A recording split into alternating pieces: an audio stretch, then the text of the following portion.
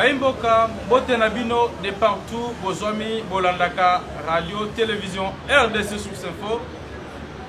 Oui, cette émission est animée par Joe Pepe Mfunzi Kiama, Mouyaka Solo Solo, Boebiki Yoza Moko Yabino, Oyo Akitarana Source, Ndebokomi, RDC Source Info. Donc, Nazana RDC, mais Nazala Mingimina Source, il y a information. Donc, Botikala branché. De partout pour Zolanda Bisso, surtout Zolanda Bisso depuis Suisse. Namoni maman Marie Ange Mouchebwe quoi, ndeko natangi kombo wana ngana yebi Zolanda Bisso Zolanda Bisso mingi tikala connecté na yebi ko Zolanda Bisso mingi quelque part pour tozala zala tozabandeko. Na profiter pe na opportunité oyo na kopesa susu kaka na collègue na ye Tondoi Maman Marie Kolongo, Zolanda Bisso depuis Suisse. Maman Marie Kolongo depuis Suisse. Si elle a connecté, na PSP Mbote na banya so balanda so de partout. Vraiment na PSP Mbote na ndeko na so Chole, abe Chole ya IDPS, Bambote vele place aux Zolanda Bisso. Je pense que aux amboko na Bisso, oyo to habituel na Bisso do azana Bisso comme assistant, azo assister émission na Bisso na RDC Source Info. Nazali ngai mon côté, nazali ndeko Aimé Bakila ozabongo moko cadre ya UDPS Kibasa. Donc moko ya UDPS Kibasa na ndeko beta masolo ya actualité politique ya mboka na biso concernant na ba ordonnance signée par le chef de l'État contre-signé et pas mon mboka VPM. Donc bokolandango est-ce que ça a une qualité totée on a vu ça dans la qualité totale de kango kakao. To beta kaka na kati ya émission oyo Bolanda qui marche ya bande ko na FCC nde ba mobiliser ki bat. Bolanda qui vraiment marche. Bo finga ka FCC ba na qualité te mais bomona ki yango paralysé. Na libanda limité wati ngana otanga kombo te mais bo sentir quand même que baza pe na bateau ba paralysé ki na kwa mongo somolo pa na po embouteillage pe zalaki poto comme doit faire. Quand na émission na biso lelo to kobeta masolo papa a levé la pandémie et pas chef de l'État on a qui on a mesures sanitaires car yemo ka zonga na terrain et to kobeta masolo ndenge na IDPS Kibasa bayamba ki ba réaction nyoso wana et botika la connecter na RDC Source Info jo ko Mfunzi Kiama mwana mboka Aimé Bakila mbote ndeko Pepe. Vraiment, on a Aimé Bakila, aux aliments quoi, il y a cadre de presse qui va ça. Vraiment, avant de continuer ma camoufle, lever la pandémie, c'est-à-dire coronavirus. Donc, l'État qui vient au Hollandais qui discours chef de l'État, et ni ne comment Boyamba qui a la IDPS qui passe à papa discours chef de l'État. En fait, nous devons péper le retour et loko ya coronavirus ezali sécurité et ce qui pour moi est que même si ba confinement koti na kati ya Congo par rapport à bamboka nyoso tozolandela déjà eloko ya sengote si le chef de l'État a levé plutôt a levé mesures ya confinement ça veut dire on n'est plus revenu quand on le va bien to revenir à revenir sous la mesure d'urgence, c'est puisque nous avons confronté la réalité dans le Congo. Réalité n'est pas le monde en Boka. Effectivement, tout à fait. Les Congolais pendant la période il y a état d'urgence. C'est-à-dire ils ont cadre, ils ont permettre chef de l'État restreindre quand même moi la liberté dans le show. Ça veut dire là quand même on dirait moi discipline, après section moi discipline à suivre. En fait, c'est par rapport, il y a maladie, ils plus réel. Mais ce qui, cette fois-ci, à lobby, à sursoir dans nos mesures d'urgence, ce n'est pas pour les Senghor. Déjà, c'est parce que l'économie est fragile. Tu vois quand même, ce qui est tableau et l'économie nous avons mis ça les délais à Rosala. Puisque sur le plan production, nous avons un problème. L'économie n'a beaucoup plus extravertie. Donc, ils ont plus contrôlé na paya. Donc, tout ça, moi, 3-4 mois, ça a déjà asphyxié. et omoni chef de l'État atiaki l'état-major nyonso tout otomoni équipe ya riposte secrétariat technique ministre ya santé voire même na équipe oyo eza emeli ya chef de l'État mpona kosuivre de près situation oyo. Alors ekoma na niveau ke bameka kolongola état d'urgence mpona kopermettre quand même économie et respirer. Mais toutefois c'est ce qui est important. Ça veut dire que le chef de l'État lobby, il faut continuer dans la mesure barrière. Ça c'est très important. Et nous avons félicité déjà. Nous avons par-ci par-là, panneau amené, le port masque est obligatoire. Vraiment, nous avons congolais, tout ça dans la distraction. C'est vrai que le jour où on a pour la fête, il fallait pas se permettre n'importe quoi. Mais nous disons que vraiment, il ne faut pas réfléchir deux fois. Pour ce total, en France, après déconfinement, aux États-Unis, après déconfinement. Donc je crois qu'il faut vivre et puis tout autre lito et tout autre dans papaya. Donc surtout il faut se soumettre à la mesure barrière aux vies sacrées. Tout ça pour ça, nasi mokonzi mboka na nyonso azosala eza mpona kolakisa ke mutu aza na posa ya mutu nyonso tu atia loboko po eke réellement tovivre développement.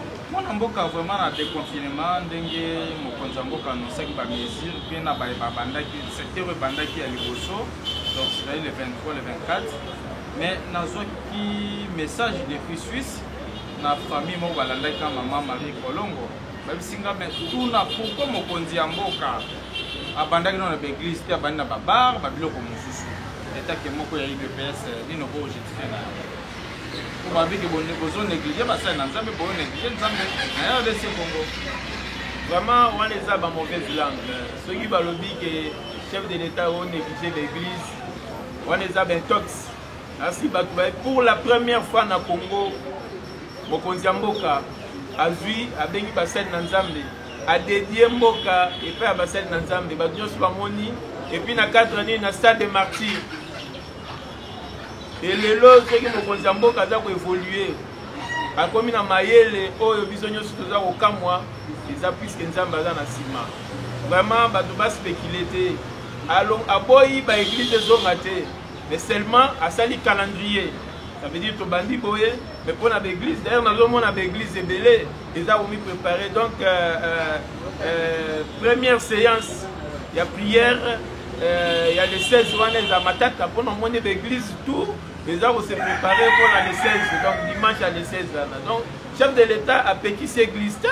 Et au contraire, donc, l'action a fondée sur foi, sur Nzambe. Ce qui Nzambe était, mais ça, la maramignon scouté. Nous voyons Sabino d'ailleurs d'ici les 16 août.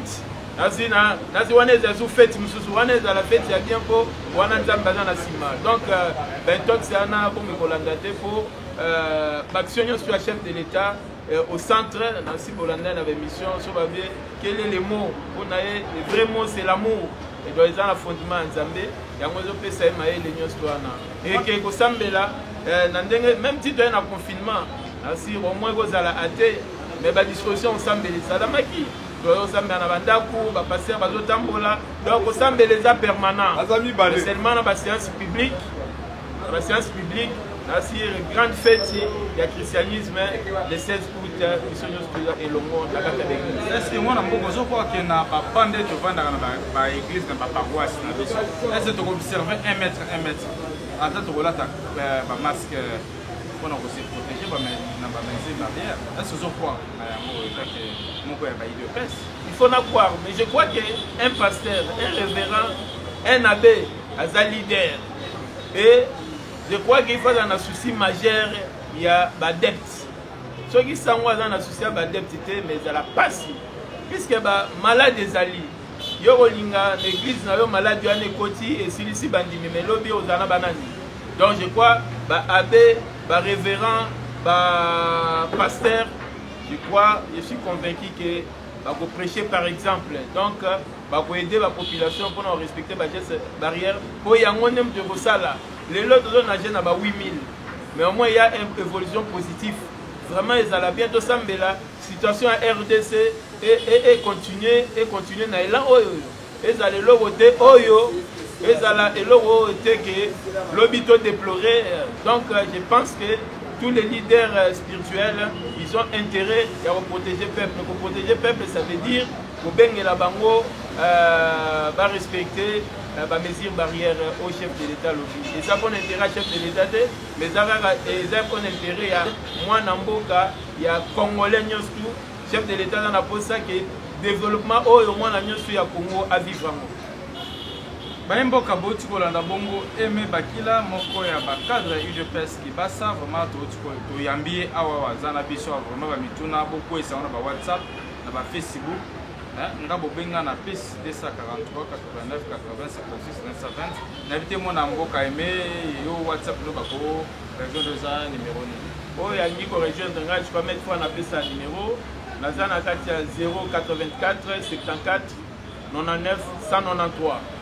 Mon mboka aimé bakila bino na UDPS ki basa boyambaki ba ordonnance ya chef de l'État nomo ba généraux pena ba remplacer ba poste ba avocat ba magistrat mususu bino na UDPS ki basa bojaki ba ordonnance wana ndenge niko ezalaki contresigné na ba illégalité na absence ya VPM et na ba illégalité na absence ya premier ministre de quoi pépé et là bon on va mot mususu eza ya utiliser te bitango zo ba illégalité je crois que peuple nyos qui fa fungola misu oui UDPS eza école oyoyo ya démocratie donc irrégularité eza na ngambu na biso te mais c'est vrai que les loba mauvaise langue bazo nga ba interpréter et là autant senga bango il faut ba ebake les loba mambo ebongami na Congo. Nous avons le président de la République, Félix Antoine Tshisekedi. Donc, on a passé et c'est l'équipe. Je crois que Bande Bonabiso à FCC, il faut pas réaliser. Je crois que c'est là où les vrais problèmes. Le chef de l'État, il est la personne la mieux informée. Vous voyez qu'à promettre paix à Est, même au sacrifice suprême Yavinaï. Donc, Botikaya Sala Moussala. Botikaya Sala Moussala. Et que de l'eau, nous tutoyons une institution judiciaire. Et comme il fait sa confiance dans la population. Oh, et Salamarati. Mais il ne faut pas moi Namboka aimer Bakila, tout fait sa confiance dans l'institution. Mais il faut tout respecter dans la constitution. Bon, tout le monde, chef de l'État a nommé. Or, que chef du gouvernement, ça l'a quitté. Tolandi peut communiquer, il y a porte-parole, il y a PM. Il va regretter. Dans les Kanaki, Ndeko Gilbert Kankonde a contresigné l'absence. Il y a Ndeko Zalem à Kinshasa, na RDC. À ça, il voyage à 2-3 jours et puis au petit bord, chaud, tous les coups. Non, je crois qu'il faut tout clarifier. Le premier ministre a eu Kinshasa, a eu Katanga. Mais dans la RDC, on a le but justement. Oui, bien, urgence, le chef de l'État, ils ont dépendre de la première ministre. Il faut tout recadrer. Et puis, le chef de l'État, il est le numéro 1 de la. L'urgence, c'était ma cause avec Artiema et Navino. Tous les Landais, tout le monde a ils ont un bango. Il y a qu'à contresigner. Mais il y a un chaud, des voyages à 2 jours, il y a Bengi, Gilbert Kankonde a contresigné. Il quand même marche. Il va marcher, il y a la distraction. Les chefs de l'État, les garants. Et puis les chefs de l'État, urgence à chef de l'État, et ça urgence à premier ministre. Et puis, mais il est le président de la République. Il est le président de la République. Et à son absence, je crois, constitution et prévoir mécanisme, il y a intérim. C'est plus clair aujourd'hui, l'article 90, alinéa D, en fait,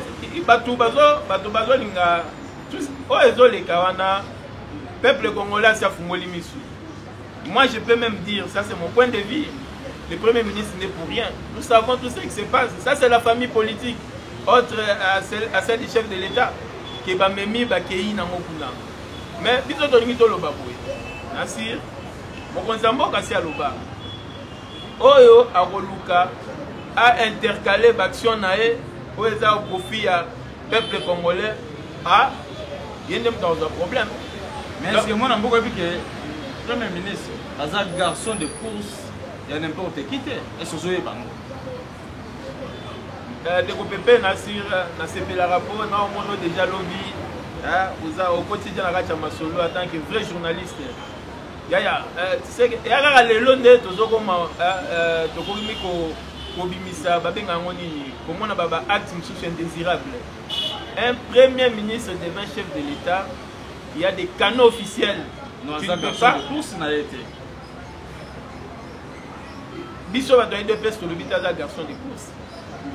On les respecte en tant que premier ministre. Je crois sur le but qu'il y a une institution à part entière. Non, le premier ministre n'est pas une institution, c'est le gouvernement.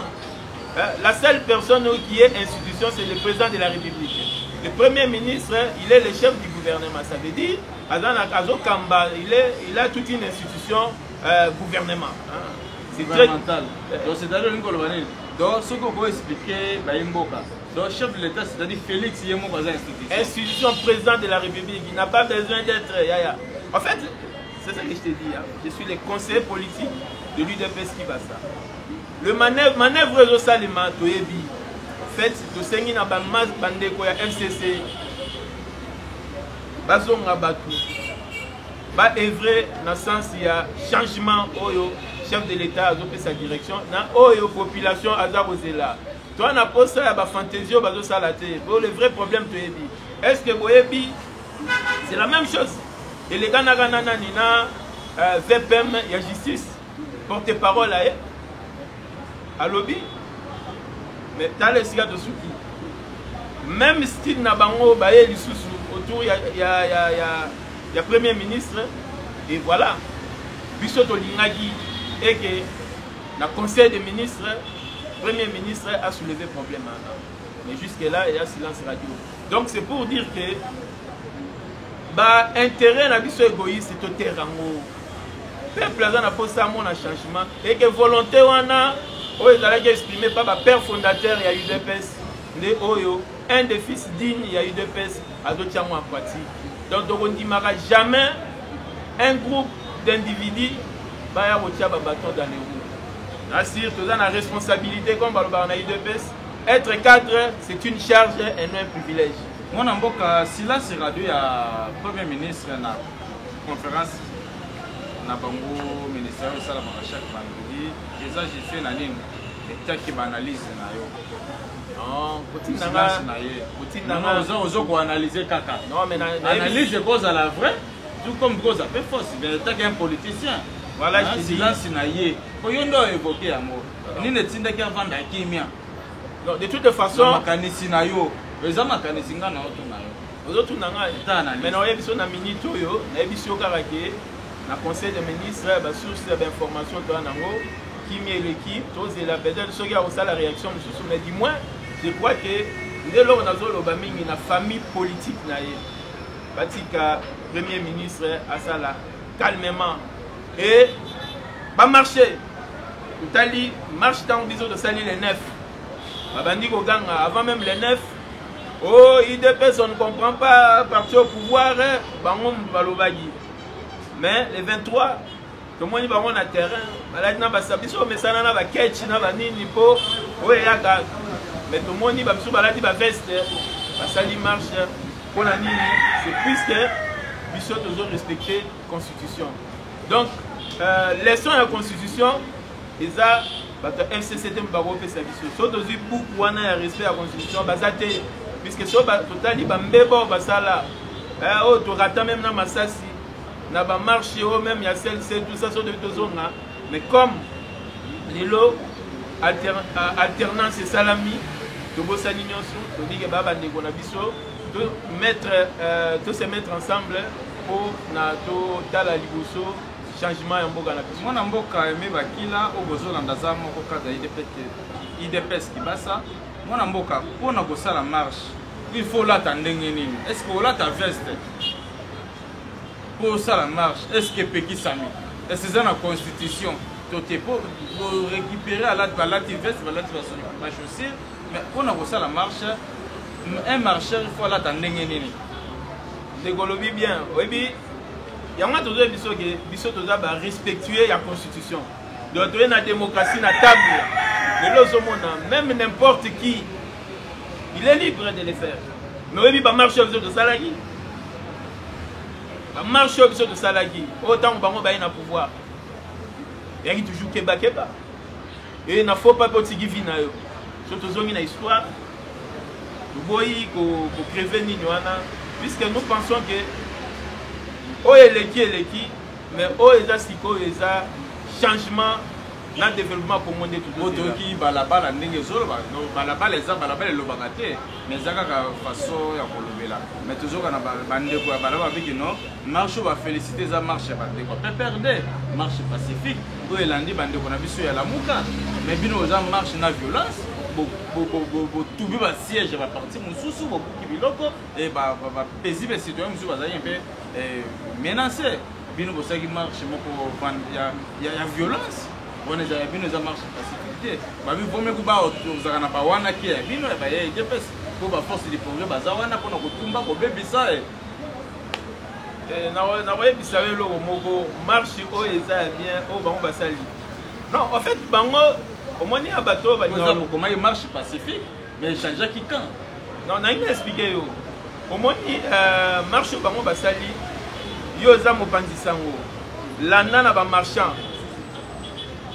ba marcheur wana tant bazo tambola ba interview tout basali donc eza bazui batu batongi maintenant en fait ce n'est pas notre débat mutazo que nos marchés biti na marche leader a le vélo mususu, il y a le vélo mususu.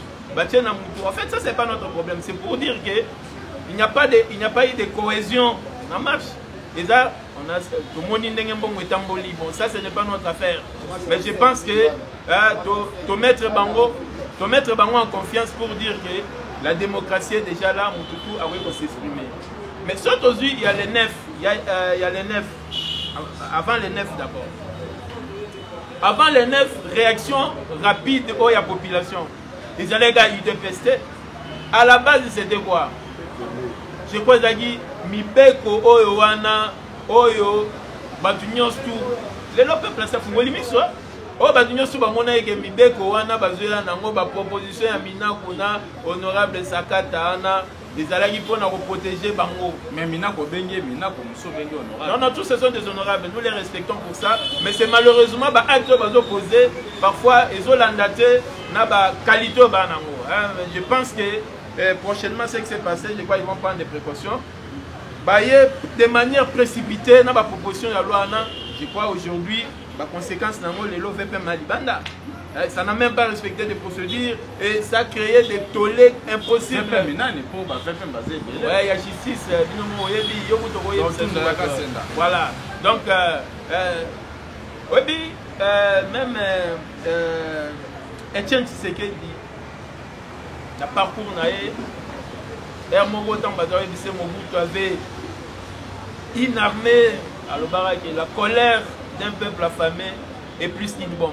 Moi, je suis venu nous opérer pour la coalition. Au côté de chef de l'État, Félix Antoine Tshisekedi, quand on a basé avec Azali Sima ya coalition. Mais bino bozo na balabala bozo senga ke bolingi libala wana te. Au moment où bozo kote na contradiction entre autorité morale ou aza chef de l'État na bino et na bino base oyo bobi ke faché ka base na ye. Contradiction à Tamukezade entre base na président de la République. Attends, il y a Azali Sima ya coalition. Mais bino beki no bozali au senga fin ya coalition. Azoka base de société. Non. Bon ya yoka ka base na moment ya Genève. Chef de l'État na minute azali papa. Bana yayebi eloko nini esengeli kwa sala. Mais bana bazomona pe makambo susu. Donc contradiction zate. Le chef de l'État lobby boui. A lobby oui. Olivier coalition n'a besoin de continuer. Puisque coalition a que IDPS Moutalouka Kiango. Non. Coalition est du fait de la constitution. Si vous avez majorité dans le Parlement, présidence de la République. Déjà du fait, il y a constitution. Les autres que l'on IDP ça là la Kiango. Non. Donc il y a moi un chef de l'État. Ils ont maîtrisé manger tout. Et c'est pourquoi lobby. La coalition, nous avons la coalition à Baninga, c'est vrai que là moi m'a besoin les canards, mais d'abord les intérêts de la population. Il faut coalition oui, mais d'abord les intérêts de la population. Avenir Niyo Moko Zopé ça pour la coalition na yo état qui analyste politique. Pe moko ya IDPS, la grande famille IDPS. Avenir ni nous autres monde pour la coalition. Non mais yo quand si quelqu'un na bosala na kokanisa venir autrement que les chefs de l'État, jamais. Donc na minute yo coalition ezali à venir nango les autres demeurés puisque ça on va bengi garantie pour le fonctionnement en Mboka. C'est comme ça que nous avons dit que la FCC, oh non, va comprendre que ça ne sert à rien. Il y a aucun intérêt égoïste ou soit il y a se protéger en minorité au détriment de la population congolaise ou accroupir la misère la plus noire, même en Afrique, parfois même en monde, pendant que nous avons une richesse. Incommensurable. Donc, contradiction à Makassi. Na Congo, tu as un bateau Mayele, bateau Boigna. Exemple, tout le monde n'est pas chef de l'État, donc, tu as un droit, il y a vivre changement, il y a vivre développement, il y a jouir de ressources pour que réellement le peuple congolais soit digne et que a boosté même les puissances en Afrique. Et c'est possible aussi. Moi, je quand même quand on a ordonné ce chef de l'État après Ango, Hollanda qui va quand même indépendant ancien FRDC, moi je John Numbi, Hollanda quand même va propos naé nini yo ko le le kana ko na katanga azaki visiter na baninga naé et alobaki o ezalaki quand même état que citoyen congolais fait. Bon, en fait, dans la démocratie, expression moutou, eza koliega et moukou. Je crois pour nous, le plus important, toujours l'ando est essentiel. Ce n'est pas moutou à tousser, photo landae, moutou à lobby na quoi nae, photo landae, mais je crois le plus important, awawa, eza au chef de l'État de Sala. Donc John Numbi au Boko landae, c'est loyo. Non, mais ça c'est un Congolais au-delà de quand même la service et la nation pour la intérêt en Boka. Mais si on a Hollande pour la ligne, ceux qui m'ont dit, ils en ont créé polémique. Au point de l'Obaki Bongo, il faut pas kangaye, il faut. Ils ont manqué chef de l'État et c'est la source. Et nous toujours dans les réseaux sociaux, dans la source, voilà, ceux qui ont dans la source digne, il n'y a pas de problème. Moi je me dis, aujourd'hui c'est plus l'essentiel. Tu sais, Aza au gradé et armé. Il y a une instance où c'est pas moi un individu.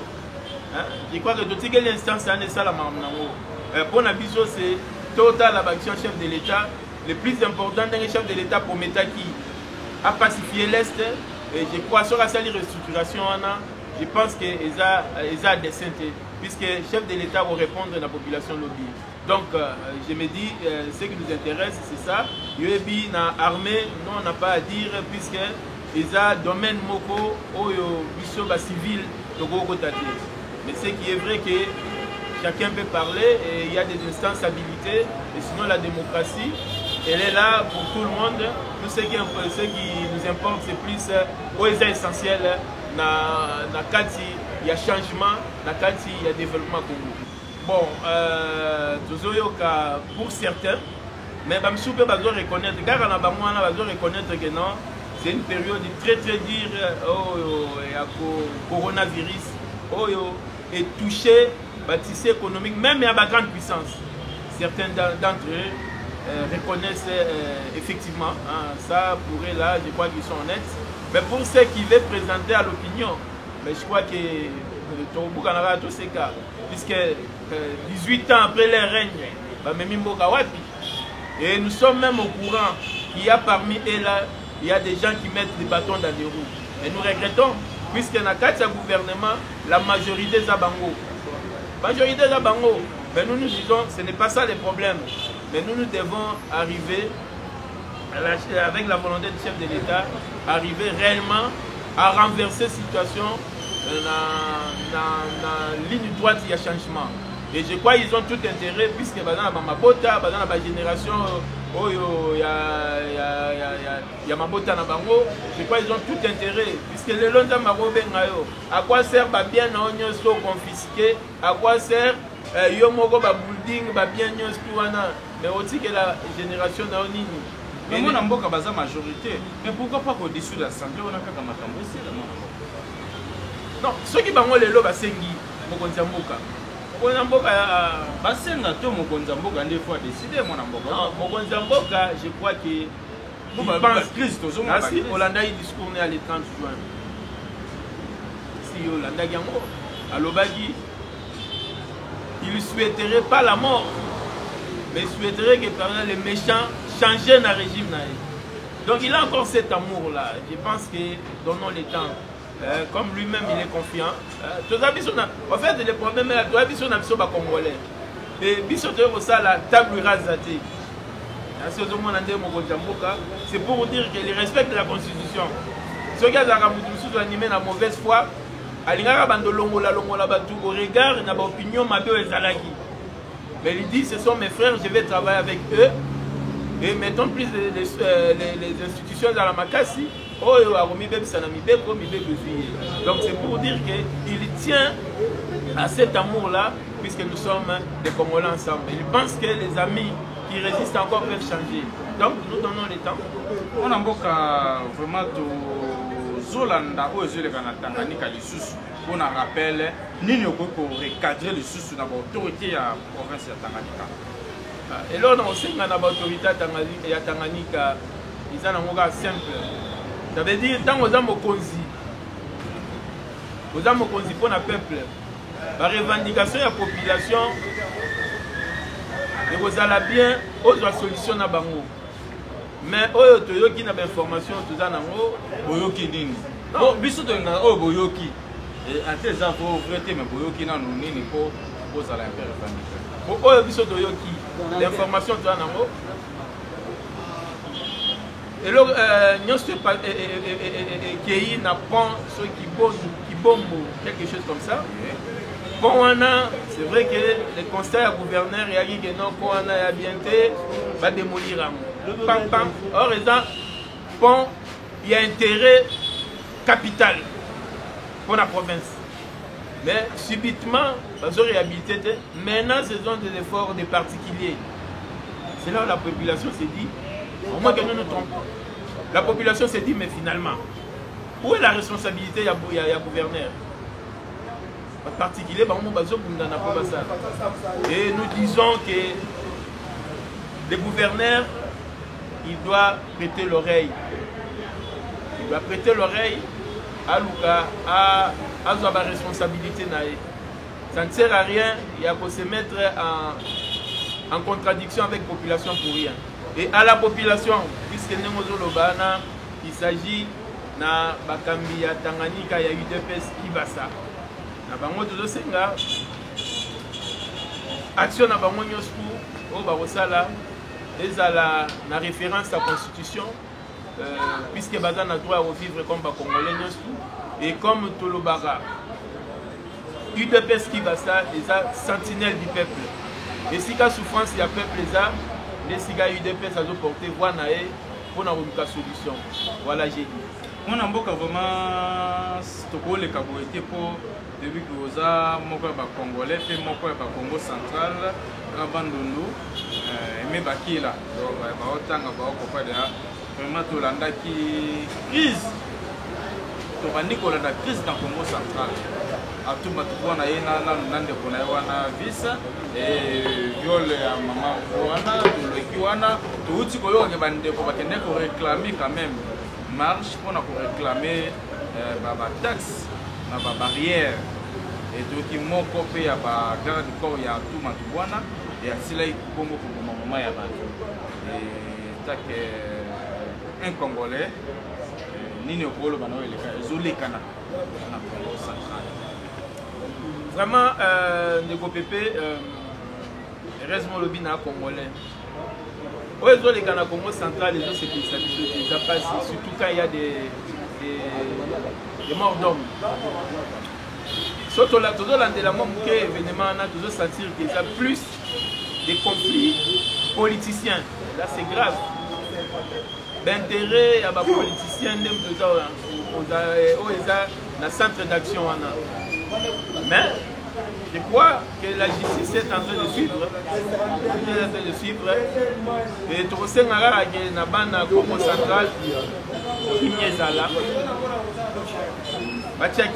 et surtout l'autorité pour épargner notre population, pour épargner notre population, d'intérêt na bino oyo toyebi mutu na makolote. Peuple Congo a combiné dans un otage par rapport à l'appartenance na bino. Donc c'est vraiment bon mais côté là où il y a intérêt à la population. Et c'est vrai que dans le Congo central, mais ils appellent dans la province en fait, nous disons aujourd'hui que ce qui est même dans Sankou, c'est toujours des intérêts égoïstes. Et parfois nous nous demandons, mais qu'est-ce qui ne va pas? La motion de censure, ça et là et tout ça. Donc, effectivement, justement, comme tu dis là, c'est par rapport au respect de la Constitution. Quel est le respect de la Constitution, cher ami? Non, chaque province est autonome. Chaque province est autonome. Mais maintenant là, il faut interpellation et l'autorité provinciale. Ça ne sert à rien de jouer les jeux des politiciens. Œuvrez beaucoup plus pour les intérêts de la province. Ne poussez pas les chefs de l'État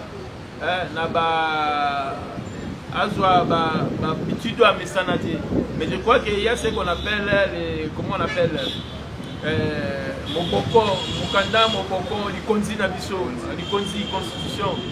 Laissons nos intérêts égoïstes pour rien et amener même au centre le tribalisme. Je crois que ce sont des habitudes à bannir, puisque aujourd'hui les chefs de l'État évoquent la cohésion nationale. Et je crois que ça doit être au centre de votre action. Puisque nous sommes Congolais, nous sommes des frères, nous sommes habités, nous sommes obligés à habiter ensemble. Moi, je suis aimé Bakila, je suis vraiment un militant de place de base, ça éliminer déjà 2 ans, toujours qu'il y a déjà pandémie, c'est ici que je me suis combat. Mais les militants de place qui passent, je suis salam pour bavotaki mpona Etienne Tshisekedi, bavotaki mpona Félix Antoine Tshisekedi Tshilombo et bazalaki mpe nsima ya mwana mboka aka Augustin Kibasa Maliba, mais aka bamilitant ya UDPS bakozwa kosala po ti lelo bazalaka na basientité na baformole na makambo ya solo na eluta. Vraiment, Ndeko Pépé, il y a des combattants, des militants UDPS, beaucoup de respect pour le militantisme. Mais il y a plein de combattants qui sont là. Le problème, il y a des combattants, ne t'en fais pas, ils sont préoccupés, les chefs de l'État, et même non Augustin qui passe en tant que ministre. Mais la seule difficulté, c'est la seule difficulté, c'est que toujours prôner ma valeur. Donc il y a des lobbies. Longola bato yo basalaka mbalo kuna les choses à biso to kotisa. Ça c'est le pas. Ça les cambi à régime. Donc le régime est changé. On a combattu à PPRD à FCC pas longo. On a combattu à IDPS pour la quota. Non mais ce n'est pas ça la vision à chef de l'État. Je crois qu'il est en train de réfléchir comment, c'est peut-être au moins une compréhension entre les partenaires Nabiso, mais il y aura un moment donné, mais il y aura de la place pour tout le monde. Pourquoi j'ai dit ça? Oui, avant même Félix Akota, on a signé ordonnance, décret, numéro matricule, PSA, le cola, mais en tant que père d'une famille, le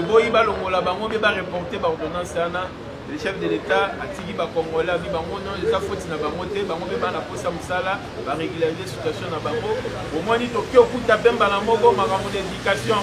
Ou pour la première fois 100 000 non payés. nato nini nato ya baenseignant kala te mais nato emataki bazwi bango en charge ti lelo bazofuta bango bientôt 150 000 nouvelles unités babota. Tu vois un peu tout ça eza baproblème. C'est pourquoi nous disons aux amis au lieu bakende koganga o limpe ekomi boye o bakende koganga o dollar ekomi boye puisque baza épargné te bango nde moto baza na baacteur en amont il y a situation oyo biso tende kopesa solution. Mais comme tolobaki ensemble tokopesa solution, je crois qu'il est temps va se mettre au travail, batika ba distraction pamba va se mettre au travail donc même la peuple solution azoluka kimi ekota na mboka bato misala et puis nini mboka ezwa mbongwana et puis to bando vivre développement ya RD Congo. Donc sur moni situation eza ba benga ngo ba situation particulière. Ya gite que gouvernement mutalinyango eza ba situation nous imposer, ça veut dire eza biloko ba menace extérieure. Un bon père de famille, mais n'habitez sur landa lelo, landa États-Unis, landa même France, qui est banni banyo zonga et banyo mata. Landa va payer muso, mais c'est pas normal. Vous pourrez vous exposer. D'abord, tu as un problème la biso, et puis j'aime de l'État à exposer sous davantage, c'est compliqué. Donc je me dis, tous à la kimia, il y a toujours moyen. La politique va être conscient que moi belé déjà va perdre et c'est comme ça va vivre finaliste dans bazonga on a pays oyo et on a province ezana nous atteinte et puis au fur et à mesure ba msube ba ozonga et puis université calamité surtout avec complexité il y a nombre o ezalarana et j'attends sa confiance na ba politiciens puisque bango moko pe bana et puis ils sont au service de la population. Et dès que ça ne marche pas, je crois que nous allons les premiers au Loba, mais je pense que tout le monde est conscient de la situation, et ça, indépendamment vraiment de la volonté du gouvernement. Donc déjà là, la rentrée sera bel et bien. C'est vrai que tout messana que en septembre, mais à une situation exceptionnelle, je crois qu'il y a aussi... Si moi, j'étais au sac, c'est en écho que ça blanche pour tout le monde. Yo kanisi que ceux qui à notre blanche au banama en zéro. Mais non, ce sont des problèmes qu'il faut gérer. Et tu sais qu'il y en a qui sont minerval. Et puis déjà dans le premier trimestre, et c'est ça la mise comme dans le deuxième trimestre. Et pourquoi on veut faire autant de en zéro? Pourquoi? Et tu penses que sur le bien blanche, il n'y aura pas de problème. Donc c'est encore des problèmes créés. Donc je crois faisons confiance au gouvernement. On est échec de la gratuité de l'enseignement décrypté ou encouragé par les chefs de l'État. Non, gratuité comment? Puisque les enseignants sont en train d'être payés. Les enseignants sont pendant les mois de pandémie. Oui, ils sont en train d'être payés. Tout le monde enseignant tout. Mon Dieu, chaque fois, Nassir, la période n'a pas de banque au monde à ceux qui ont parfois une période n'a pas de paiement, ça devait être l'échec. Donc la gratuité fait son bon chemin. Les alagis rêvent, mais le comme une réalité. Donc tout l'imipé,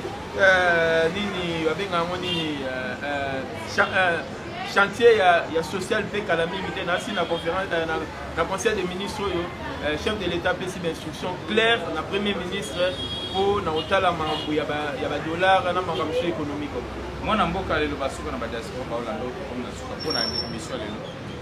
Vraiment na diaspora nyosku la pesi bino mbote et tu dis que vous en apport muneno bomema na mboka mais nous disons